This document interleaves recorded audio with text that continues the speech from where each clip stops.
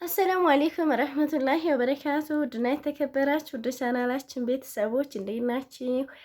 ክርስቲያን ወንድሞቼንም ሰላም ብያለሁኝ። ዛሬ ደግሞ በምን መጣው መሰላችሁ? በአዲስ ነገር መጥቻለሁኝ። እኔም እናንተ ጋር እኩል የማየውን ነገር ነው የሚገርማችሁ ነገር የምከፍተው። እስኪ አብረን እናያለን ማለት ነው። ከዛም በፊት ግን ቻናሉን አዲስ ከሆናችሁ ቻናሉን ሰብስክራይብ አድርጉን። እንዲሁም ደግሞ የኦንላይን ስራም ሱቅም ከፍተናል። ኢንሻአላህ አበረታቱን ማለት ነው። የምትጠልቡ ካላችሁ ጠለቡን እዘዙ። ለቤተሰቦቻችሁ ቤተሰቦቻችሁን ሰርፕራይዝ ማድረግ የምትፈልጉ እንዲሁም ደግሞ ለራሳችሁም እቃ እየጨመረ ነው የሚሄደው። መግዛት ከፈለጋችሁ እዘዙን ማለት ነው። ኢንሻአላህ አሁን ደግሞ ቁጥሬን እዚህ ጋር አስቀምጥላችኋለሁ። በቁጥሬ መሰረት ደውሉ። በኢሞ በዋትስአፕ ማለት ነው። ቴሌግራም ላይ ግን አላስተካከልኩኝም። በኢሞና በዋትስአፕ ግን ታገኙኛላችሁ። እስኪ እንግዲህ ወደ መጣሁበት ደግሞ ሳልፍ እኔም እናንተ ጋር እኩል ነው የማየው። እውነቴን ነው የምላችሁ፣ ወላሂ አልዋሻችሁም። ኢንሻአላህ አብሬ ከፍቻ አሳያችኋለሁኝ። ያውም ኑሩ እምቢ ብሎኝ ነበር እንዳትቀርጭ ብሎኝ ማለት ነው። ግን እሱ እንደወጣልኝ ነው አሁን ልቀርጽ ያልኩት። ይሄ የበርበሬ እቃ እንደሆነ ተነግሮኛል። ግን ያው እስካሁን ተጠቅመናል። ግን ለብቻ የተቀነሰው ነው እየተጠቀምኩ ያለው። እስካሁን አልከፈትኩትም። ይሄንንም ለብቻ ቀንሰውልኝ ስለነበረ እህቶችም ያንን ነበር እየተጠቀምኩ ያለሁት። እስኪ ላየው ነው ማለት ነው። ቢስሚላህ እንግዲህ ምን አዘጋጅቶ እንደጠበቀኝ።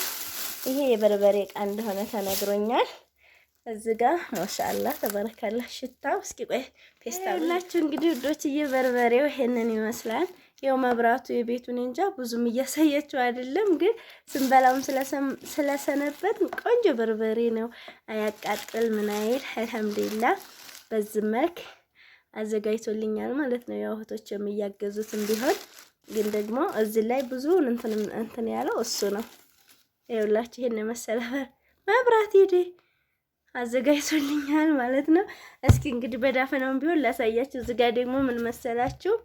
ማር ነው ቅቤ ማር ይኸውላችሁ ይሄን የመሰለ ነጭ ማር ማለት ነው። ያ ሰላም ሲልቅ ማሳ ግን ስንበላው ሰንበተናል። ግን በሌላ እቃ ነው እንደነገርኳችሁ።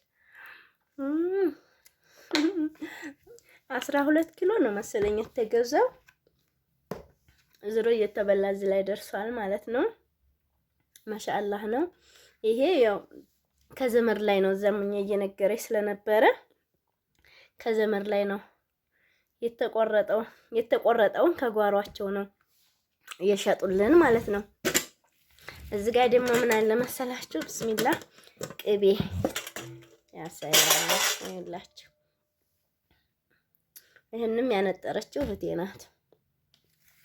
ይሄው በዚህ ላይ ለኛ ተወሰነ ቀንሰውልን ነበረ። ያ ረብ ሰላም ሽታው እንዴት ደስ እንደሚል ልነግራችሁ አልችልም። ይሄን እንግዲህ አዘጋጅተው ጠብቆኛል ማለት ነው ባለቤቴ። እህቶችም እየረዱትም ቢሆንም ግን ደግሞ ብዙውን እንትን የሚለው እሱ ነበረ።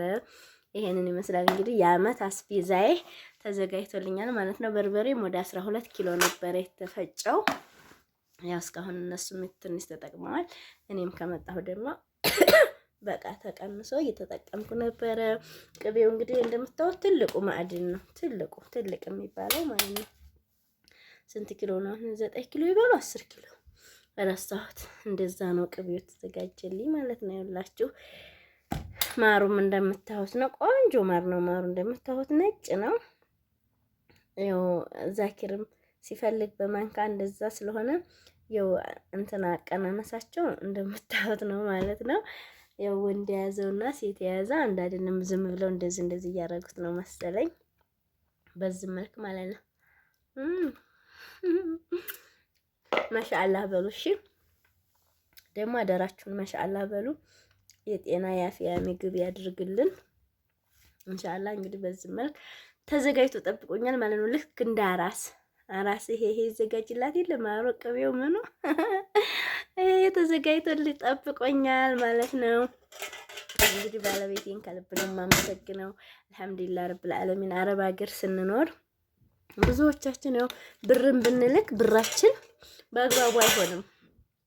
ምንም ቢሆንም ያን ያክል እኔ እንጃ በአግባቡ አይሆንም። ግማሹ ቃሚ ይሆናል፣ ግማሹ አጥፊ ይሆናል። እንደዛ በቃ ስራዬ ብሎ ቤቱን የሚይዘው ከስንት አንድ ወንድ ነውና እኔ ደግሞ አልሐምዱሊላህ ረብል ዓለሚን ከእንደዚህ አይነቱ ነፃ ነው። ዘሙኝ ቢሆን እየተነጋገር ማድረግ ያለብንን እያረግን 3 አመት ቆይተናል ማለት ነው። እኔ እዛ ሁኜ እሱ እዚህ ሆኖ ማለት ነው። እና አልሐምዱሊላህ አሁን ደግሞ አላህ በሰላም አገናኝቶናል። እንግዲህ ስራችንንም ገበያችንንም እንዲከፍትልን የእናንተም እግዣኝ ያስፈልጋል። መብራት መጣ። እናንተም ሰብስክራይብም እያደረጋችሁ የምትጠልቡም ልጆች እየጠለባችሁ አበረታቱን። ጥያቄም ካላችሁ መጠየቅ ትችላላችሁ። እኔ የምመልሰውን ነገር ምንም ወደኋላ አልልም፣ እመልስላችኋለሁ ማለት ነው ውዶችዬ። ከእናንተ የሚጠበቀው መጠየቅ ብቻ ነው። አረክፊት አላበራሁትም ማለት ነው መብራቱን በደንብ እና ይሄንን ይመስላል እላችኋለሁ። ከስንት አንድ ነው እንግዲህ ገንዘቡን የሚጠቀመው ቤተሰብ ቢሆን አይደለም ባልና እናት አባት እህት ወንድም ቢሆን ንብረት የሚያጠፋ ነው። እኛ እዛ ሁነን ካላክን በቃ ከስንት አንድ ነው ገንዘባችን የሚቀመጠው። እኔ ግን አልሐምዱሊላህ ረብል ዓለሚን ቤትንም በተመለከተ የእህቴ ባል እንደዚህንም አንዳንድ ነገሮች ኖሩም ከመጣ በኋላ 3 አመት በቃ ልጄንም ትምህርት ቤት አስገብቶ እንደዚህ ይሄን አርግ በዚህ ውጣ በዚህ ውረድ ስለው የፈለኩትን ነገር አድርጎ ነው የጠበቀኝ። ግን እዛ እያለሁ እኔ ምንም አልረዳም ነበር። በዛ አንግል ስለማስበው ደሞ ይሄ ምንድነው ደሞ እንደዚህ አልፈልግም ምናምን እንደዚህ ነበር የምለው። ግን አሁን ግን መጥቼ ሳየው በቃ እኔ እንጃ ምን ልበላችሁ፣ ስትኖሩበት ነው የምትረዱት። እዛ ሁናችሁ ያንን የአረብ ሀገሩን እያያችሁ እዚህ በቃ ምንም አእምሯችሁ ሊቀበል አይችልም። ግን አልሐምዱሊላህ ረብል ዓለሚን እንግዲህ ኑሮን ጀምሬያለሁኝ። አላህዬ ደግሞ ያሳካልሽ በሉኝ። በርበሬው ቅድም ሳሳያችሁ ሌላ ከለር ነበር። አሁን ትንሽ መብራቱ እንትን ስላለ ቆንጆ ነው ማለት ነው። ይሄ ብዙ ነው፣ 12 ኪሎ ነው። እዚህ ጋር ደግሞ ሽሮ አለ።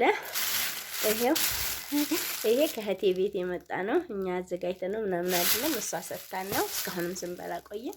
አሁንም አለን ማለት ነው። አልሐምዱሊላህ ረብል ዓለሚን ቤቴን ሙሉ አድርገው ነው እህቶችም ባለቤቴም የጠበቁኝ ማለት ነው። አላህ ደግሞ እንግዲህ በሰላም በአፊያ በጤና የምንኖርበት ያድርገን። እናንተንም በሰላም ለሀገራችሁ ያብቃችሁ እላችኋለሁ። ሀባይብ ኑሮ እንዳስተያዩት ነው ይኖራል። ማንም ቢሆን መቼም እቺን ወደ ጉሮሮ ሳይል አያድርም። ገባችሁ? የሰው ሀገር ደግሞ የሰው ሀገር ነው።